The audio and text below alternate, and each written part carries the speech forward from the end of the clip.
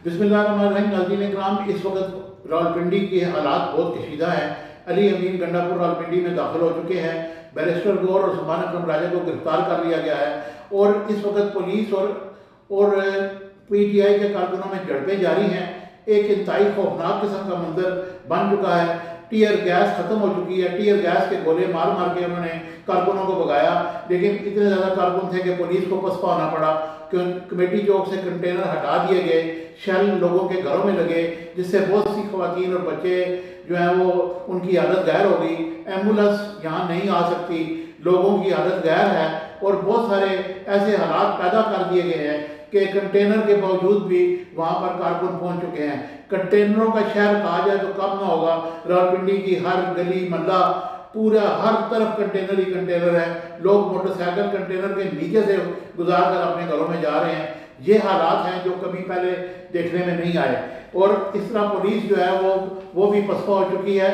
मजीद police की नफरी भी बुला ली गई है, लेकिन दूसरी तरफ रेंजर्स भी तलब कर ली गई है और ख़तरात हैं कि ये सारा मॉब जो है ना वो कहीं किसी ख़ास मुकाम की तरफ ना चल पड़े, जिससे कोई ऐसी संजीदगी ख़त्म हो जाए और लोग जो हैं वो अपने आप को ये समझे कि उन्होंने कोई आज फैसला करना है कि वो किस तरफ जा रहे हैं। इसलिए इसको कंट्रोल करें। जो इनकी क़यादत है, जिनको गिरफ्तार किया गया है, उनसे मुज़ाकरात करें, इस मॉब को ठंडा करें और ताकि ये हालात ख़त्म हो और लोग अपने घरों को जा सकें। लोग महसूर हो चुके हैं, बीमार बाहर नहीं निकल सकते और इस तरह के हालात हैं और बहुत सारे पुलिस वाले भी ज़ख्मी हैं और इस तरफ अवाम भी, बहुत सारे PTI के कारकुन भी और राहगीर भी बेचारे वो भी इसकी ज़द में आए हैं, शेलिंग की ज़द में, और अभी तक शेलिंग जारी है।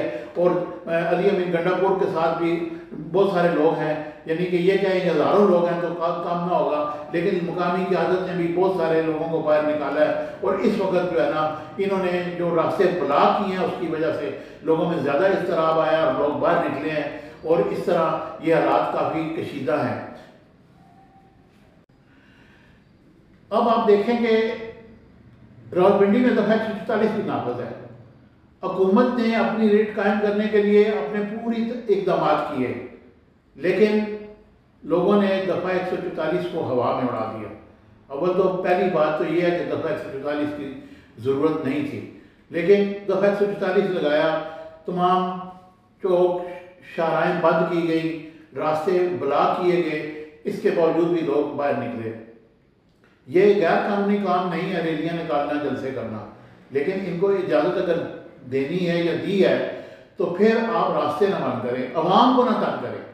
ये सियासतदान और ये हुकूमत ये जो खेल खेल रहे हैं, इससे अवाम को कोई फ़ायदा नहीं होने वाला। बहरहाल मुझे उम्मीद है कि मैं आपको फिर मज़ीद अपडेट देता हूँ। अभी तक जो इत्तलात हैं वो मैंने आपकी तरफ शिफ्ट कर दी हैं।